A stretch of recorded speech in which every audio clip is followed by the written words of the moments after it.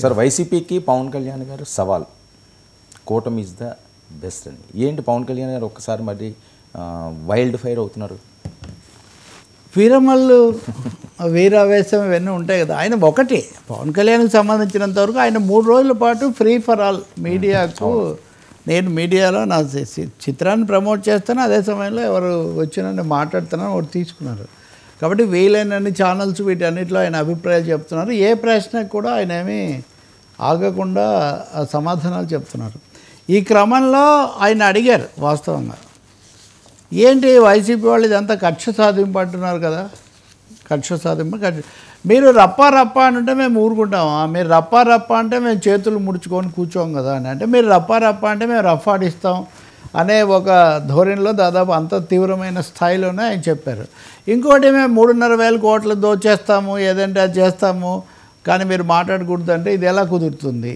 తప్పకుండా ప్రతిదానికి కూడా లాజికల్గా లీగల్గా ఉండాల్సిన చర్యలు ఉంటాయి, వీళ్ళ మీద ఆ చర్యలు తీసుకుంటాము, ఆ ప్రాసెస్ జరుగుతుంది. డైరెక్ట్గా ఏదో వెంటనే చేయమని చెప్పడం చట్ట ప్రకారం చేయాల్సిందే. కానీ ఏం చేసినా కక్ష, మేమేమో రపారపా అంటాం, మీరేమైనా చేస్తే కక్ష సాధింపు అంటే ఎలా కుదురుతుంది? కాబట్టి ఇంకో పెద్ద ముఖ్యమైన మాట అన్నాడు వాస్తవంగా ఇన్ని ఇంటర్వ్యూలలో, అది ఏంటి, అసలు వీళ్ళని ఇలా వదిలేయాలా, నేను ఈ విషయం ప్రధానమంత్రితో మాట్లాడతాను అన్నాడు. ఇలా వదిలేస్తారా? ఇన్ని కుంభకోణాలు ఇవన్నీ కూడా ఇన్ని వేల కోట్లు గల్లంత అయిపోతే ఇష్టానుసారం రాజ్యం చేస్తే వాళ్ళు, వీటి మీద చర్య తీసుకోకూడదా, అలాగే వదిలేయాలా? నేను ఈ విషయం ప్రధానమంత్రి మోదీ గారితో మాట్లాడతాను, సిజిఐతో కూడా మాట్లాడుతున్నారు. ఆ ఊపులో సిజిఐతో మాట్లాడటం అనేది కొంచెం రాజకీయంగా జరిగేది కాదు కానీ అన్నారు. బట్ ప్రధానమంత్రితో మాట్లాడతాను అంటే ఉపేక్షించను. మనం మామూలుగా అనుకుంటున్నాం చంద్రబాబు నాయుడు గారు ఎందుకే ఢిల్లీ వెళ్ళి ఉంటారు, పవన్ వెళ్ళి ఉంటారు, ఈ పద్ధతిలో అనేక సార్లు వచ్చింది. ఇప్పుడు ఆయన సూటిగా ఉప ముఖ్యమంత్రి ఆయన నోట్లో నుంచి ఆయన చెప్తూ ఉన్నారు కదా, ప్రధానమంత్రితో మాట్లాడతాను, సిజిఐతో కూడా మాట్లాడతాను, ఇలాగే వదిలేయకూడదు. నేరస్తులను నిందితులను వేల కోట్లు కదా చేసిన వాళ్ళను ఎందుకు వదిలేస్తాము? మూడోది, వాగ్దాన భంగం చేశారు, లిక్కర్ స్కామ్లో చేస్తే అరెస్టులు అది ఇది అని మీరు అంటున్నారు. కానీ మీరు మద్య నిషేధం పెడతామని చెప్పి మద్య వ్యాపారాన్ని పెంచినప్పుడు దాన్ని మేము నిలదీయొద్దా, దాన్ని ప్రశ్నించొద్దా? కాబట్టి ఇవన్నీ మీరు చేసిన దానివే, మీరు చేసి అమలు చేయనివి అడగకూడదు, మీరు చేసిన తప్పులు అడగకూడదు, మీరేమో రప్పా రప్పా అని అందరినీ చేసేస్తామంటే కూడా అడగకూడదు. ఈ విధంగా మేము మిమ్మల్ని స్పేర్ చేసే ప్రసక్తి ఉండదు. దీని మీద ఢిల్లీ దాకా వెళ్ళి ప్రధానమంత్రితో కూడా మాట్లాడి నేను దీన్ని చేస్తాను అని ఒక విధంగా చెప్పాలంటే బహిరంగ సవాలే.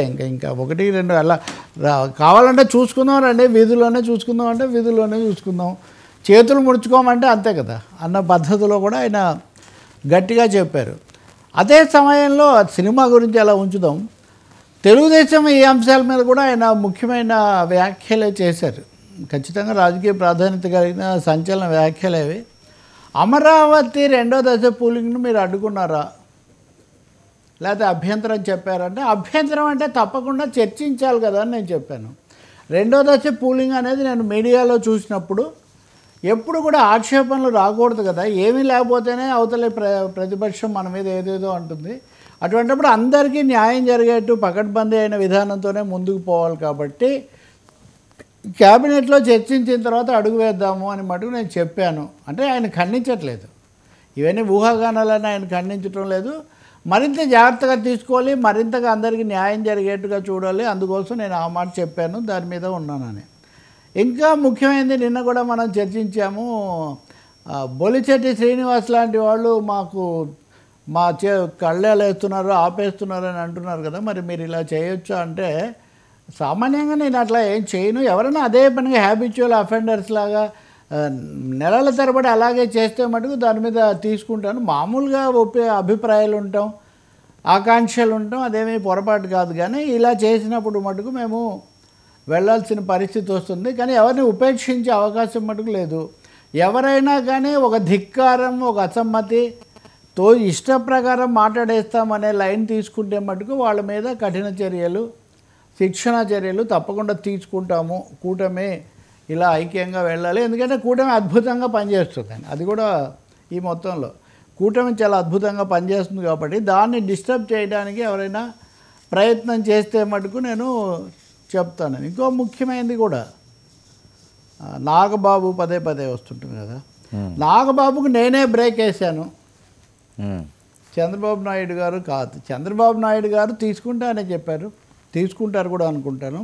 కానీ నేనే కొంచెం ఆగుదాము, చూద్దాము అన్ని విషయాలు అనే దాంతో టైమింగ్ అది నా చేతుల్లో ఉంది, అది ఆగిపోయింది తప్ప అది ఇంకోటి కాదు.